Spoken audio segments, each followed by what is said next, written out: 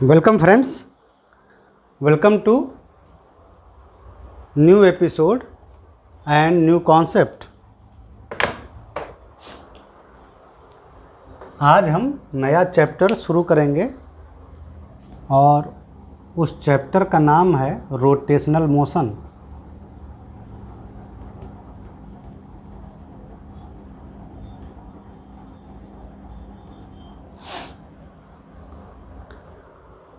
आपने साइकिल चलाई है, सबने साइकिल चलाई होगी। साइकिल का पहिया देखो क्या करता है, वो गोल गोल घूमता है और उसके बीच में एक एक्सिस होती है, एक एक्सल होता है जो बोल्ट से कसा रहता है, टाइट रहता है। वो व्हील उसी एक्सिस के अराउंड घूमता रहता है, ऐसे ऐसे। ठीक है, तो इस टाइप की मोशन क्या है? इस टाइप की मोशन को बोलते हैं रोटेशनल मोशन। या अगर तुमने वो देखा हो, अर्थ पॉट बनाने वाला जो चॉक होता है, जिससे ना वो अर्थ पॉट बनाते हैं, तुम्हारे कुल्हड़ चाय पीने वाले, वैसे से घूमता रहता है और बीच में मिट्टी से अर्थ पॉट्स बनाते हैं। तो ये सब रोटेशनल मोशन के एग्जाम्पल हैं। ठीक है, अभी तक हम लोगों ने लीनियर मोशन पढ़ा था, अब हम लोग पढ़ेंगे रोटेशनल मोशन। तो किसी बॉडी का रोटेशनल मोशन जानने से पहले हम क्या करते हैं, एक सिंपल पार्टिकल का एग्जाम्पल लेते हैं। ये जो एक्सिस है जिसके अराउंड कोई ऑब्जेक्ट या कोई बॉडी घूमती है, उसको बोलते हैं एक्सिस ऑफ रोटेशन। ठीक है, तो रोटेशनल मोशन को समझने से पहले हम कुछ बेसिक चीज़ों के बारे में जानते हैं।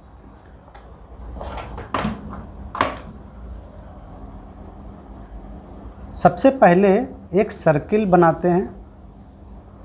यह सब चीज़ें आपको पता हैं, फिर भी हम यहाँ रिवाइज करना चाहते हैं। ये सर्किल है और ये इसका सेंटर है।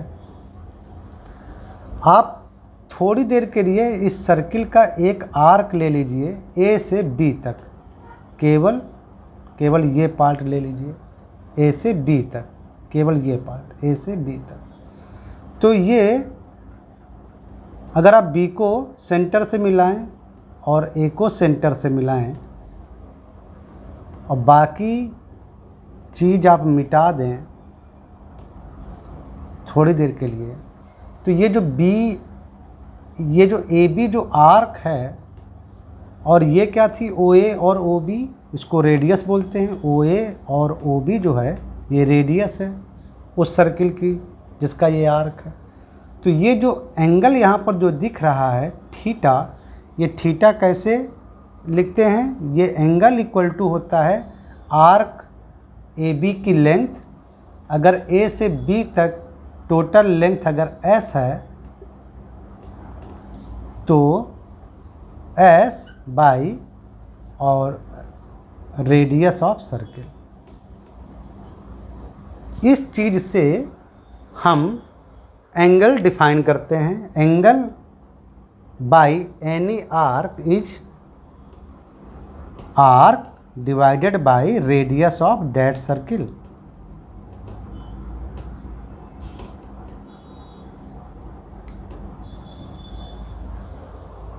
ठीक है, पूरा एक होल सर्किल अपने सेंटर पर कितना आर्क जनरेट करेगा? पूरा होल सर्किल। तो पूरे होल सर्किल के आर्क की लेंथ, यानी पूरे सर्किल की आर्क की लेंथ कितनी होती है? 2 पाई आर, यानी सरकमफेरेंस पूरा, और डिवाइडेड बाई रेडियस यानी r. R cancel means 2 pi radian. और एंगल को रेडियन में मेजर करते हैं, उसको रेडियन में एंगल मेजर किया जाता है। तो पूरे होल सर्किल यानी पूरे सर्किल द्वारा उसके सेंटर पर बना एंगल होता है 2 pi radian. Similarly half circle, ये टोटल अपने सेंटर पर कितना एंगल बनाएगा, मीन्स पाई, केवल पाई रेडियन। और एक क्वार्टर सर्किल, यानी यहाँ से यहाँ तक ले लो, बाकी मिटा दो, केवल ये, तो ये एंगल कितना हो जाएगा, थीटा इक्वल टू इसकी वैल्यू यानी पाई आर बाई 2, और ये आर, तो आर आर कैंसिल हो गया, और ये पाई बाई 2 रेडियन। तो अच्छे से आपको समझ में वैसे पता ही है कि पूरा एंगल कितना होता है, 2 पाई रेडियन 360 डिग्री, पता है ना, पूरा राउंड एंगल 360 डिग्री होता है। तो 2 पाई रेडियन को हम 360 डिग्री लिखते हैं। सिमिलरली आप समझ गए कि पाई इक्वल टू 180 डिग्री, यानी pi radian equal to 180 degree, और पाई बाई 2 यानी 90 डिग्री, ये आप जानते हैं। Pi by 2 radian equal to 90 degree. तो ये तो एंगल के बारे में हो गया कि व्हाट इज एंगल, ये सब आपको पता है, ठीक है। फिर भी हमने थोड़ा सा आपको बताने का प्रयास इसलिए किया कि आपको सब चीज़ें रिवाइज हो जाएं। दूसरी बात, जैसे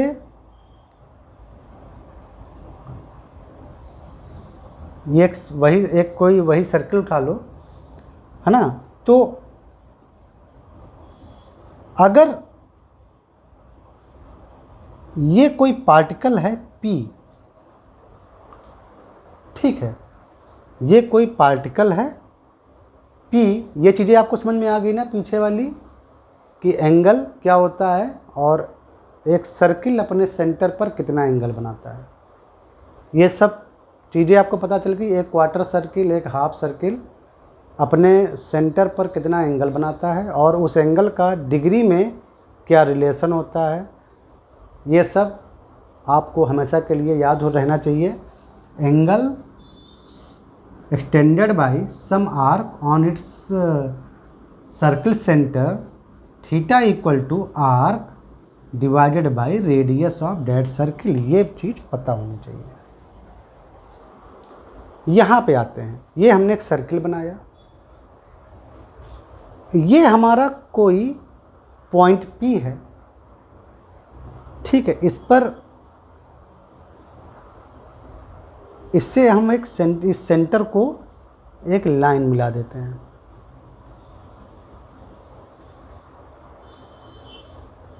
ठीक है। इस पॉइंट P से, P पर मान लो हमारा कोई पार्टिकल था, अब ये पार्टिकल Q की ओर गया,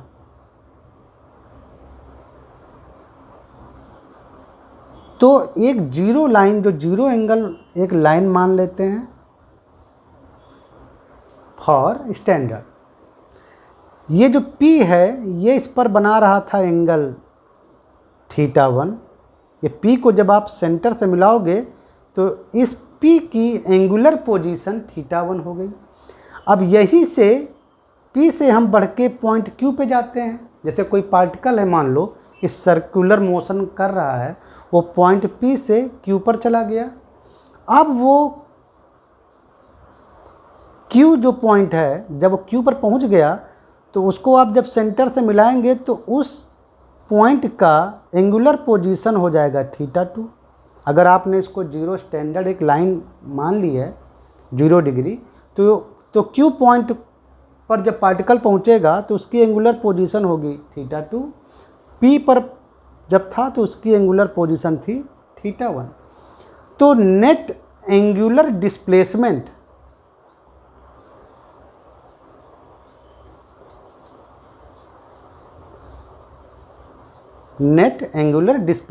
डेल्टा थीटा होगा final angular position minus initial angular position.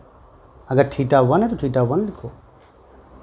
ये होता है angular displacement, means change in angle, change in angular position, इसको कहते हैं एंगुलर डिस्प्लेसमेंट। और इसका यूनिट भी रेडियन होता है, क्योंकि एंगल माइनस एंगल, तो एंगुलर डिस्प्लेसमेंट भी रेडियन में मेजर करते हैं। अगर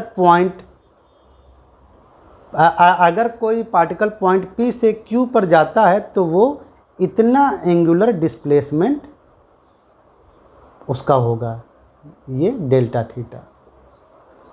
और delta theta equal to final angular position θ2 minus θ1, तो यही हुआ, सिंपल। एंगुलर डिस्प्लेसमेंट भी पॉजिटिव भी होता है और निगेटिव भी होता है। ऐसा हम लोगों ने एक स्टैंडर्ड माना है कि इसको पॉजिटिव भी लेते हैं और निगेटिव भी। पॉजिटिव कैसे लेते हैं? अगर मोशन या पार्टिकल का मोशन, ठीक है, या कह सकते हो इस रेडियस लाइन का मोशन इस डायरेक्शन में हो, यानी जीरो एंगल लाइन से इस डायरेक्शन में हो, यानी एंटी क्लॉकवाइज। घड़ी देखी कभी? घड़ी की सुई ऐसे घूमती है ना, टिक टिक टिक टिक, तो हम वापस जा रहे हैं, यानी एंटी क्लॉकवाइज डायरेक्शन। तो अगर हम एंटी क्लॉकवाइज डायरेक्शन में अगर हमारा पार्टिकल सर्कुलर पाथ पर मूव होता है तो वो एंगुलर डिस्प्लेसमेंट जो होता है हमारा पॉजिटिव होता है।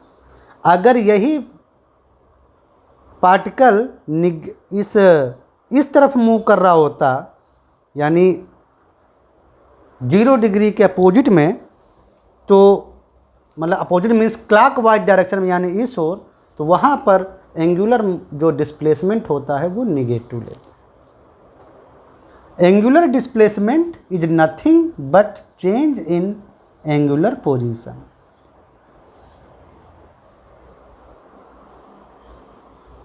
एंगुलर डिस्प्लेसमेंट,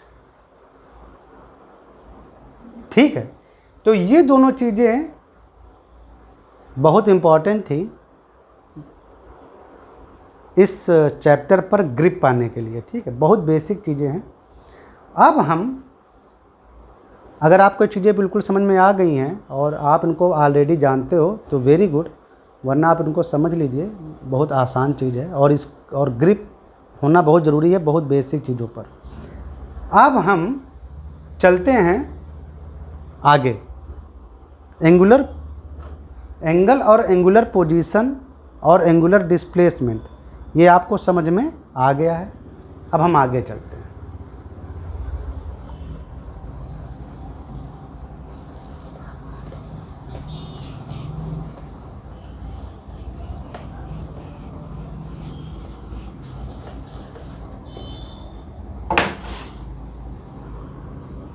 हम सबसे पहले देखते हैं एक रिजिड बॉडी क्या होती है।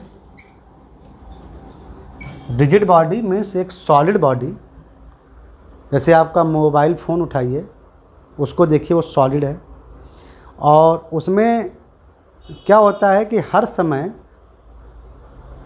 पार्टिकल्स जो हैं, मान लो आप अपने मोबाइल की ओर देखिए, मान लो वो बहुत से पार्टिकल से मिलकर बना है, तो हर समय वो उसके पार्टिकल एक दूसरे के रिलेटिव में अपनी पोजीशन फिक्स रखते हैं। जैसे ये पेन देखिए, अब ये रिजिड बॉडी नहीं रही, इसको हटा देते हैं, इसको देखते हैं। तो देखिए, हम इसको ऐसे मूव कर रहे हैं, हिला रहे हैं, घुमा रहे हैं, लेकिन हर समय उसका हर पार्टिकल, अगर ये थाउजेंड्स ऑफ पार्टिकल से मिलकर बना है, प्लास्टिक पार्टिकल से, तो हर समय उसका हर एक पार्टिकल दूसरे पार्टिकल के रिस्पेक्ट में अपनी पोजीशन फिक्स रखता है। उनमें रिलेटिव मोशन पार्टिकल्स के बीच में नहीं होती। तो ये सब क्या है? ये सब रिजिड बॉडी के एग्जाम्पल्स हैं। जैसे तुम्हारे घर में यूज होने वाला चिमटा, चम्मच, ये सब, ठीक है। उनको आप देखिए ना, उनका हर समय जो शेप है लगभग सेम ही रहता है, और उनको अगर आप किसी मोशन में डालते हैं तब भी उनके हर पार्टिकल की रिलेटिव पोजीशन लगभग सेम रहती है। अगर ऐसा नहीं है तो फिर वो बॉडी रिजिड नहीं कही जाएगी। ठीक है, थोड़ा इस साइकिल के पहिए को ज़रा ध्यान से देखो। ये साइकिल का पहिया, उसके ऊपर ये रबड़ का टायर, साइकिल के पहिए के ऊपर पहले सबसे बाहर करते रबड़ का टायर, और ये उसकी तीलियाँ, स्पोक्स।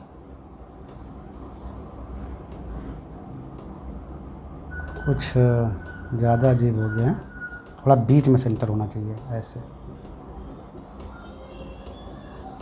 और यहाँ पर होता है एक्सिस, और ये टायर इसी एक्सिस के अराउंड घूमता है। ओके, थोड़ी देर के लिए इस जरा लाइन को आप 0 डिग्री यानी मान लीजिए कि ये हमारा एक रेफरेंस लाइन है एंगल का 0 डिग्री। सपोज पहले हम इस पॉइंट को लेते हैं, यहाँ टायर के इस पॉइंट को, टायर के ये पॉइंट है A और B, और तीली पर ये पॉइंट ले लेते हैं C, और बस 3 पॉइंट लेते हैं इस 0 एक्सिस पर। टायर पर 2 पॉइंट, टायर के बाहर मतलब सबसे आउटर सरफेस पर, एक इनर सरफेस पर, एक तीली पर ये पॉइंट। देखो ध्यान से देखना, ये पॉइंट A इस सेंटर से बहुत दूर है, ये B उससे सेंटर से कम दूर है, और ये C सेंटर के बहुत पास। देखो हमने टायर को घुमा दिया, कितने डिग्री घुमा दिया? हमने टायर को 90 डिग्री घुमा दिया। ये पॉइंट A यहाँ से चल के टायर का यहाँ पर कहीं आ जाएगा। पूरा टायर एक साथ घुमाया है, वो यहाँ से यह मतलब इस एक्सिस के रिस्पेक्ट में टायर नहीं, ये पूरा व्हील एक साथ घुमाया है। तो ये A पॉइंट यहाँ पर आ गया, ये B पॉइंट यहाँ पर आ जाएगा, और ये C पॉइंट यहाँ पे आ जाएगा।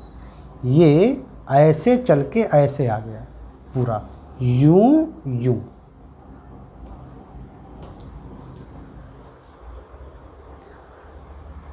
ध्यान से देखना, तो A पॉइंट जब यहाँ से यहाँ तक गया,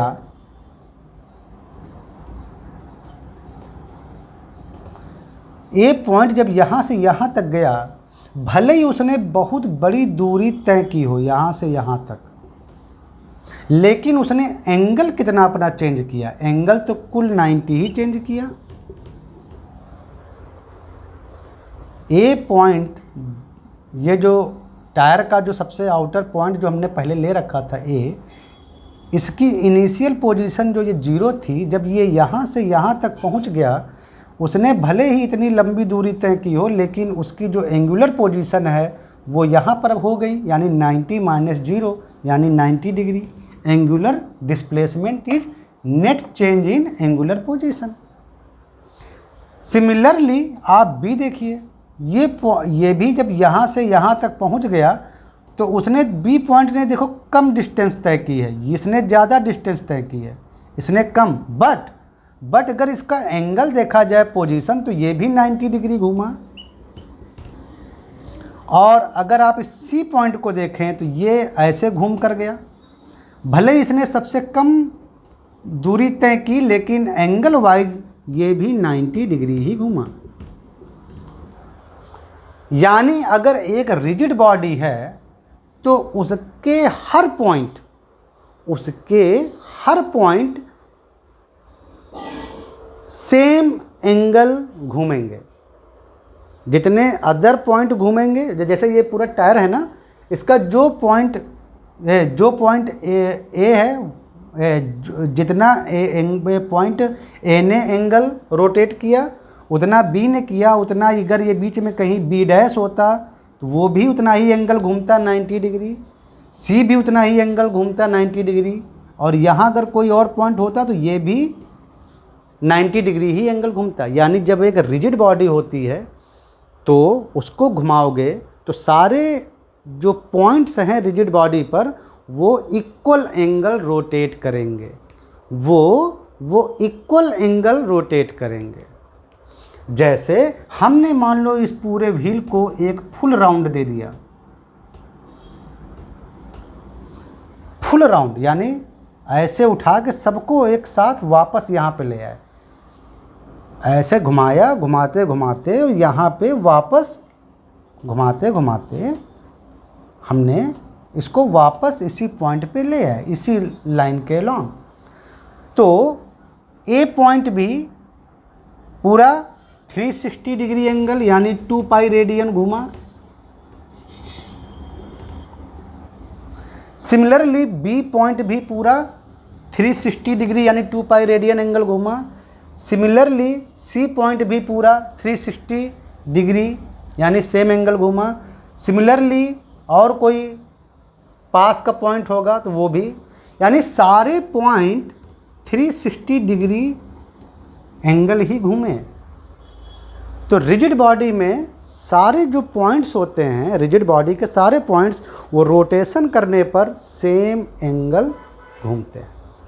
ये भी हमेशा दिमाग में अपने कॉन्सेप्ट रखना, ठीक।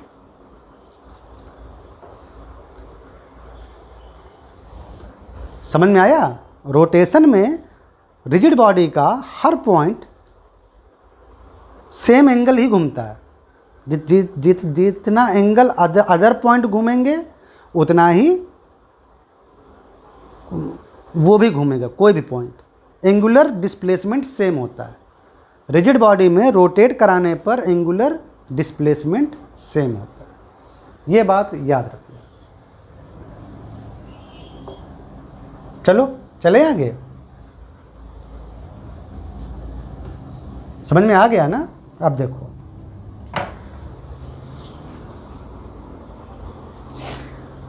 मान लो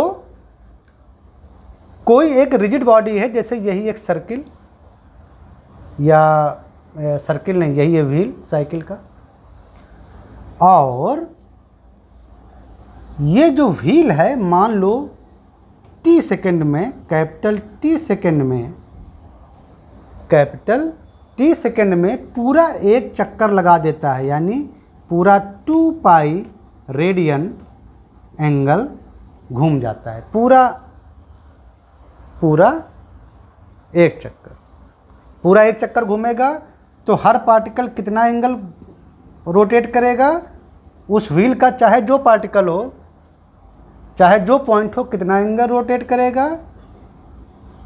2 पाई रेडियन यानी 360 डिग्री, ठीक है। अब एक कॉन्सेप्ट आता है एंगुलर वेलोसिटी। एंगुलर वेलोसिटी ये क्या होता है भाई? हमने लीनियर वेलोसिटी तो जाना था। जब कोई पार्टिकल ऐसे लीनियर मोशन करता है तो वेलोसिटी क्या होती थी? डिस्प्लेसमेंट और divided by time. Displacement divided by time, यही तो होती थी लीनियर वेलोसिटी। लेकिन यहाँ पर जो डिस्प्लेसमेंट होता था वो लीनियर होता था, एज ए जिसको हम लोग लीनियरली मेजर करते थे डिस्प्लेसमेंट। लेकिन यहाँ पर डिस्प्लेसमेंट जो हमारा हो रहा है वो एंगल के फॉर्म में हो रहा है, यानी ऐसे एंगुलर। वो डिस्प्लेसमेंट हम एंगल से नापते हैं कि कितना एंगल घूमा। तो यहाँ पर एंगुलर डिस्प्लेसमेंट आएगा, ना कि मतलब एंगुलर वेलोसिटी को जानने में, जैसे ये लीनियर वेलोसिटी को जानने में लीनियर डिस्प्लेसमेंट आया, linear displacement. Similarly angular velocity जानने के लिए हमको चाहिए एंगुलर डिस्प्लेसमेंट। समझ में आया? ये कैसे समझेंगे? देखो,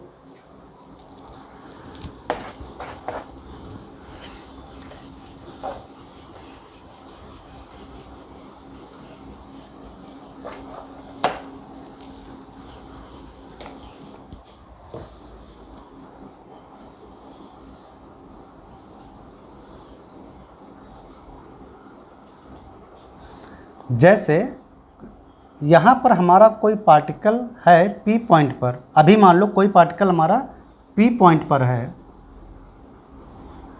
ये हमारा रेफरेंस लाइन है 0 डिग्री वाली। मान लो अभी पार्टिकल पी पर, पार्टिकल हमारा पॉइंट पी पर है, पार्टिकल कोई है वो पॉइंट पी पर है, मतलब रोटेशन कर रहा है, लेकिन अभी वो पी पर है, तो वो 0 डिग्री से θ1 एंगल बना रहा है, यानी उसकी एंगुलर पोजीशन θ1 रेडियन है। टाइम डेल्टा टी टाइम के बाद, मतलब यहाँ पर था, फिर डेल्टा टी टाइम के बाद वो पार्टिकल P से चल के Q पे आ गया, और अब वो इस सेंटर पर टोटल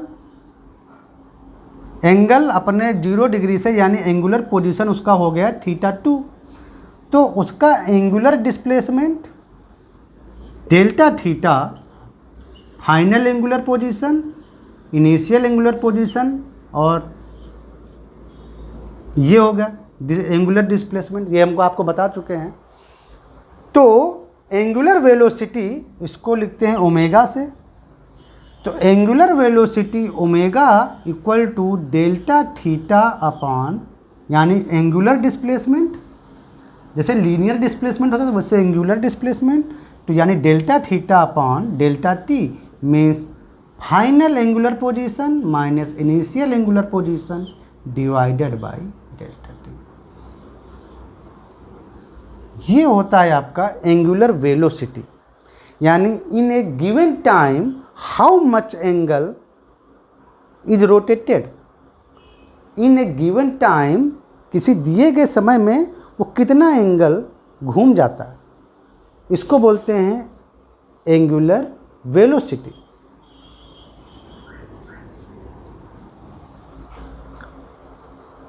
और एंगुलर स्पीड समटाइम्स, इसका यूनिट क्या आ जाएगा, तो एंगल किस में नापते हैं, रेडियन में,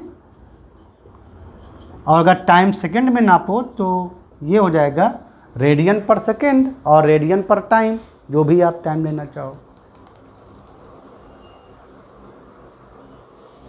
समझ में आ गया? तो ये है आपका एंगुलर वेलोसिटी, यानी displacement in terms of the angle, angular displacement, कितना एंगल घूमा, कितना एंगल चेंज हुआ, एंगल में कितना डिस्प्लेसमेंट हुआ। पहले अगर एंगल यहाँ 30 मान लो 30 डिग्री था, यानी π/6 था, और बाद में मान लो ये एंगल 60 डिग्री हो गया, जब ये यहाँ से यहाँ तक मूव किया, जब पार्टिकल यहाँ से यहाँ तक मूव किया, मान लो उसका एंगल 60 डिग्री हो गया, यानी π/3 हो गया, तो टोटल एंगल में डिस्प्लेसमेंट कितना हुआ, π/3 माइनस π/6 मीन्स वही π/6। तो ये हुआ नेट एंगल में डिस्प्लेसमेंट। और अगर इस टोटल टाइम लगा डेल्टा टी या मान लो 3 सेकेंड, तो एंगुलर वेलोसिटी आ जाएगी आपकी एंगल में नेट डिस्प्लेसमेंट, यानी angle change divided by time, यानी π/18 रेडियन पर सेकेंड। ऐसा ये है एंगुलर वेलोसिटी या एंगुलर स्पीड जानने का कॉन्सेप्ट। जैसे लीनियर वेलोसिटी लीनियर डिस्प्लेसमेंट और टाइम पर डिपेंड करता है, वैसे एंगुलर वेलोसिटी एंगुलर डिस्प्लेसमेंट और कितना टाइम लिया उस पर डिपेंड करता है। In a given time how much angle a particle और a rigid body rotates is called angular velocity. ठीक है, तो एंगुलर वेलोसिटी समझ में आई। तो देखो यहाँ से हम यहाँ पर वापस आते हैं, थोड़ा और जानते हैं। तो एंगुलर वेलोसिटी क्या है, कितना एंगल कवर किया।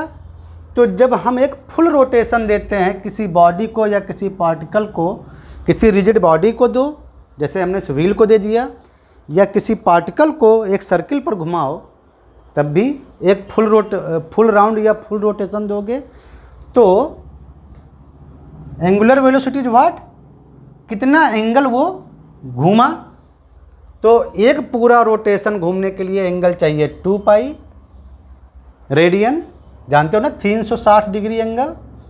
और अगर फुल राउंड लेने के लिए जो टाइम है, एक फुल रोटेशन के लिए जो टाइम है, अगर वो कैपिटल टी है तो टाइम की जगह पर कैपिटल टी, यानी omega equal to 2 pi upon capital T, where T is the time period for one rotation.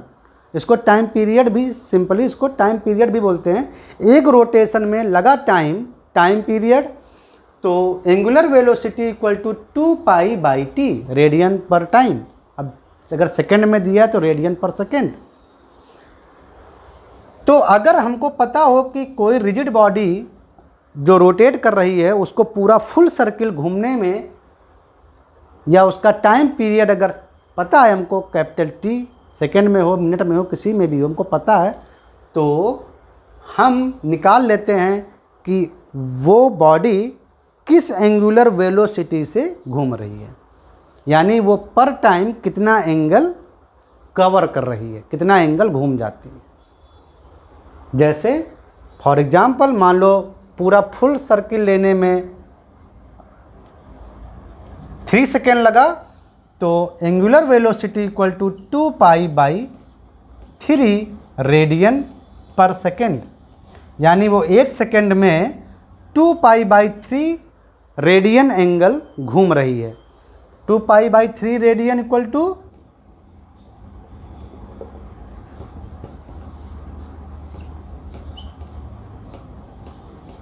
Means 120 degree angle वो बॉडी घूम जाती है।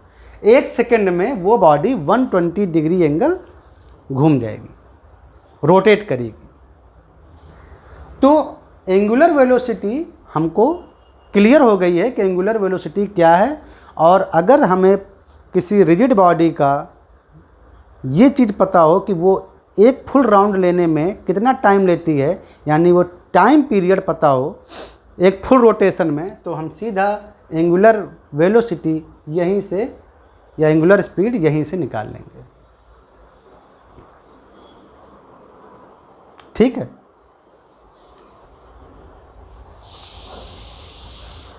और अब हम आते हैं एंगुलर एक्सेलरेशन पर।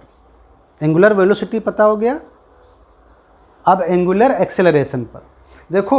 एंगुलर वेलोसिटी निकालने का एक ये तरीका है, जब हमको टाइम इंटरवल पता है और एंगल की पोजीशन पता है। मान लो किसी टाइम यानी इंस्टेंटेनियस टाइम पे निकालना हो तो angular speed equal to D theta by D T. ये मतलब जहाँ पर एंगल अगर टाइम फंक्शन है और हमको किसी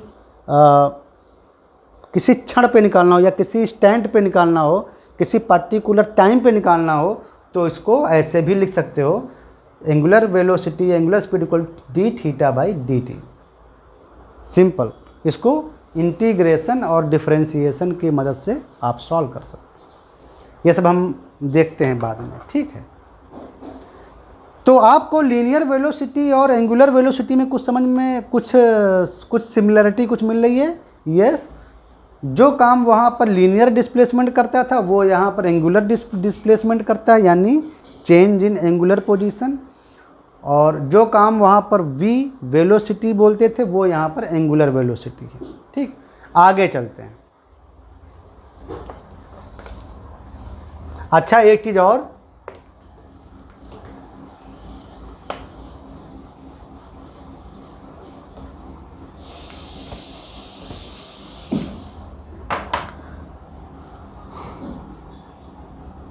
टाइम पीरियड क्या होता है? एक सर्किल का, जो हमने बोला एक सर्किल, एक यानी एक राउंड लगाना है, तो अगर वो टी मान लो टी टाइम लगा या टी सेकेंड लगा एक राउंड लगाने में, तो एक राउंड लगाने में लगा टाइम है अगर टी सेकेंड, तो 1 सेकेंड में कितने राउंड लगेंगे? 1/t राउंड, जिसको बोलते हैं फ्रीक्वेंसी f, जिसको बोलते हैं फ्रीक्वेंसी 1 यूनिट टाइम में जितने राउंड लग जाएंगे, जैसे अभी हमने सेकंड की बात की, तो अगर एक राउंड लगाने में, किसी रिजिड बॉडी को एक रोटेशन लेने में, या किसी पार्टिकल को किसी सर्किल पर एक रोटेशन लेने में अगर टाइम लगा t, सेकंड में, मिनट में, आवर में, इससे मतलब नहीं है, टाइम लगा अगर t, तो उसी 1 यूनिट टाइम में, जैसे यहाँ सेकंड लिया, तो उसी 1 सेकंड टाइम में टोटल कितने रोटेशन लगेंगे? 1/t, ये नंबर है। जैसे 10, जैसे मान लो एक रोटेशन लगने में लगा आपको 10 सेकेंड, तो 1 सेकेंड में कितने रोटेशन हो जाएंगे? 1/10 रोटेशन।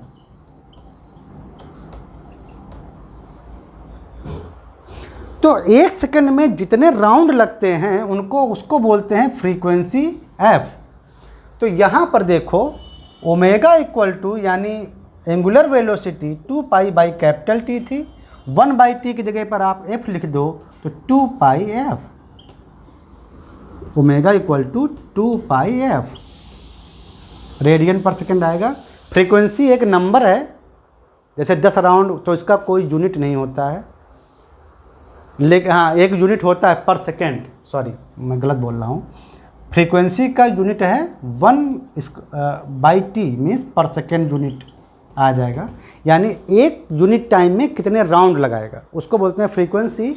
तो एंगुलर वेलोसिटी या एंगुलर स्पीड निकालने के लिए आपको ये भी एक फार्मूला मिलता है, angular velocity equal to 2πf, और इसका मीजर वही होगा radian per second, unit, measurement unit radian per second.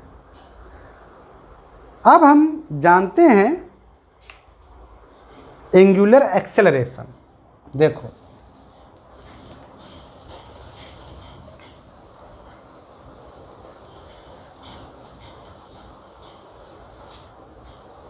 उसका कॉन्सेप्ट जानते हैं क्या होता है।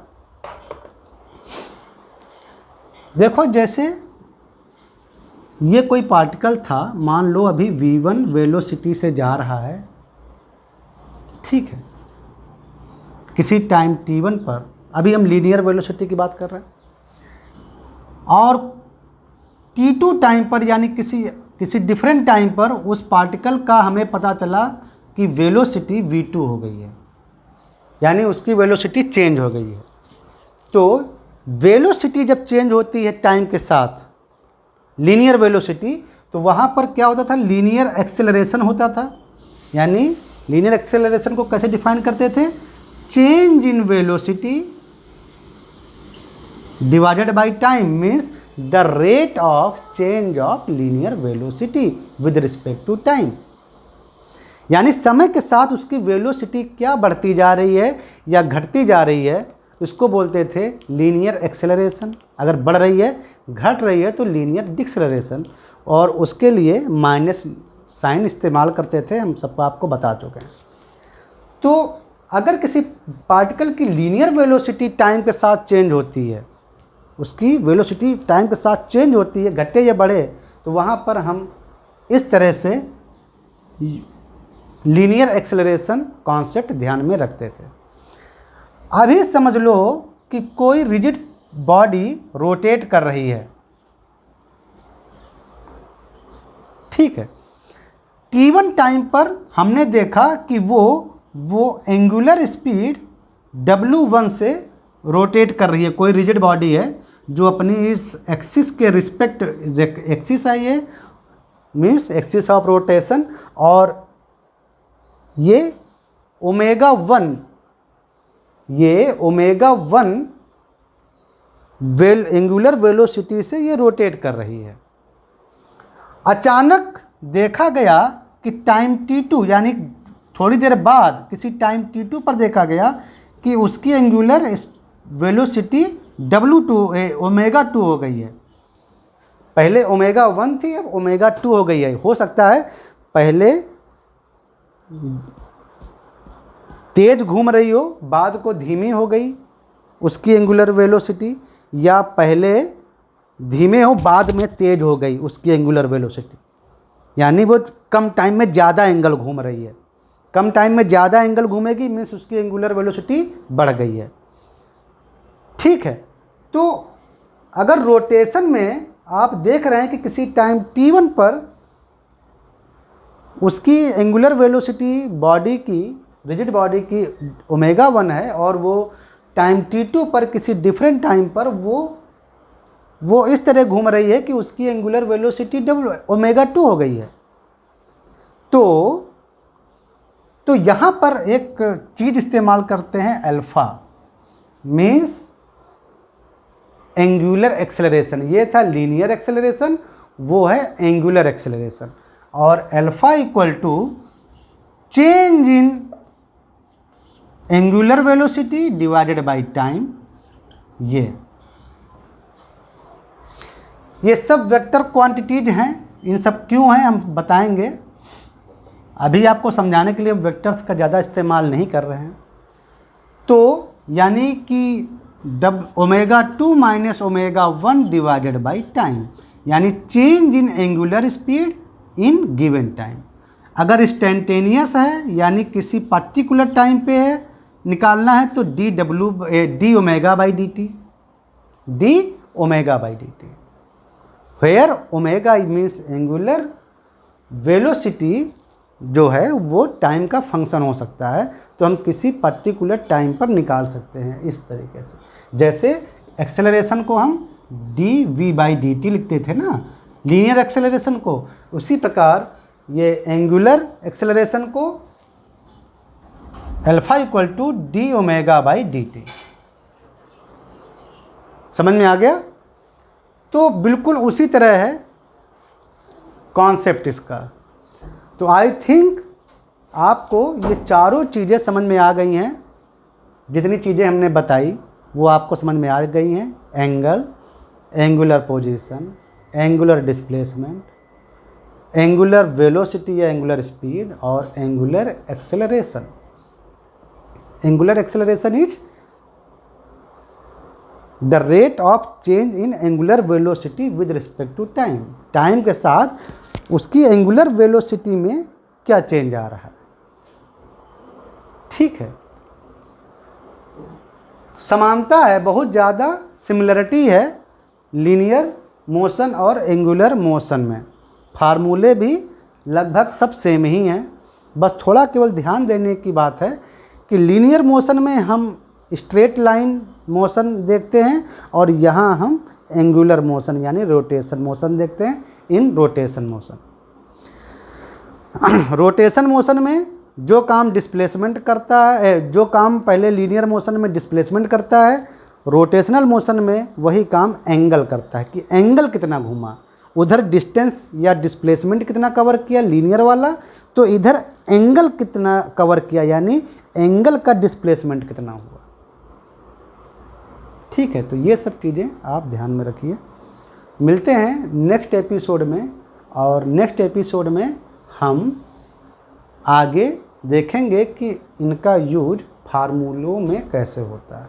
ठीक है, कैसे इनसे फार्मूला डेवलप किए जाते हैं वो हम आगे देखते हैं। मेरा कैप, चलो मिलते हैं नेक्स्ट एपिसोड में।